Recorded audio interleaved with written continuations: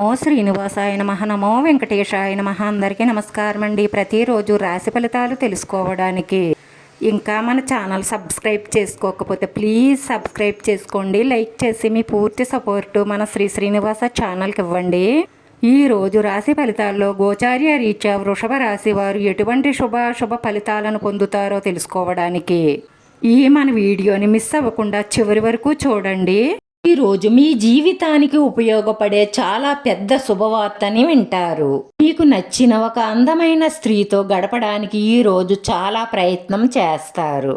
ఈ గ్రహ నక్షత్రాలను బట్టి ఈ రోజు ఆకస్మిక ధనలాభం గోచరిస్తుంది. ఈ రోజు ధనలాభం రాకపోతే మీకు గ్రహ దోషం ఉందని గ్రహించండి. దోష నివారణ చర్యలు చేపట్టవలసి ఉంటుంది. వెంకటేశ్వర స్వామిని మనసారా పూజించి ప్రార్థించడంతో పాటు వెంకటేశ్వర స్వామి శతనామావళి పారాయణం చేయడం వల్ల మీకున్న ఆటంకాలు దోషాలు అన్నీ తొలగిపోతాయి.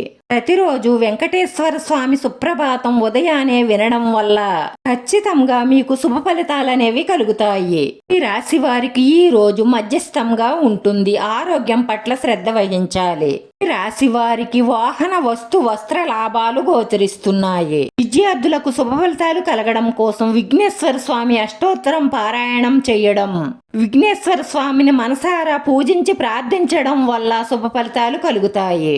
ఆర్థిక ఇబ్బందులతో బాధపడుతున్నవారు, నిద్రలేమితో బాధపడుతున్నవారు, ప్రశాంతత లేక బాధపడుతున్నవారు పాలతో చేసిన నైవేద్యాన్ని శ్రీకృష్ణుడికి సమర్పించడం ద్వారా, అలాగే సూర్యోదయానికి ముందు భగవద్గీత వినడం వల్ల మీకున్నటువంటి కష్టాలన్నీ తీరిపోయి మానసిక ప్రశాంతత లభిస్తుంది. వృత్తి వ్యాపారాలలో ధన నష్టం కలగకుండా ఆచితూచి ఆలోచించి ముందడుగు వెయ్యండి.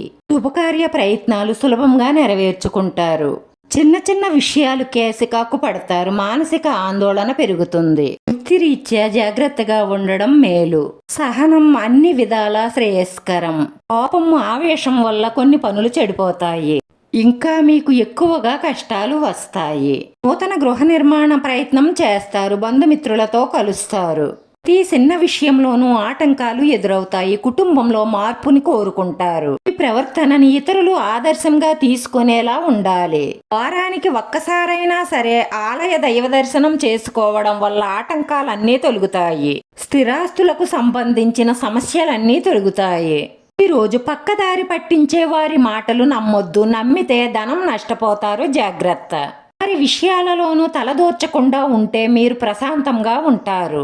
రోజు ఈ రాశి వారి పరిహారం వచ్చేసి తమలపాకును తీసుకుని దాని మీద పసుపుతో ఓంకారం రాసి పారే నీటిలో పారవేయడం వల్ల ఈ ఇంట్లో ఉన్న అన్ని రకాల దోషాలు నివారణ అయిపోతాయి. దుర్గా అమ్మవారిని మనస్ఫూర్తిగా పూజించండి. మీకన్నీ శుభాలే కలుగుతాయి. ఈ రాశి వారి అదృష్ట సంఖ్య 9. ఈ రాశి వారికి కలిసొచ్చే రంగు ఎల్లో. వీడియో నచ్చితే లైక్ చేయండి. మీ లైక్ మాకు ఎంతో విలువైంది. మీరు లైక్ చేయడం వల్ల ఈ వీడియో కొంతమందికి చేరుతుంది.